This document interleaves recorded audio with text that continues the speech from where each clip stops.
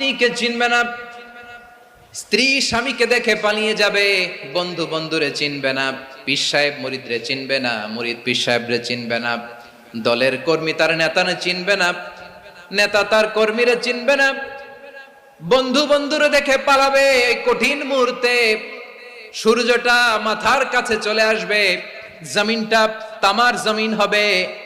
আজকের জমিনের মতো নয়। মানুষ ঘর্মাক্ত, ক্লান্ত, শ্রান্ত মাথার মগজগুলো কানের ছিদ্র আর নাকের ছিদ্র দিয়ে বেয়ে বেয়ে পড়বে। বিশ্বনবী ফরমান, ময়দানে 7 শ্রেণীর ব্যক্তিকে রব্বুল আলামিন তার আরশের নিচে ছায়া দিবেন। তার মধ্যে প্রথম শ্রেণীর ব্যক্তি হলো ইমামুন আদিল।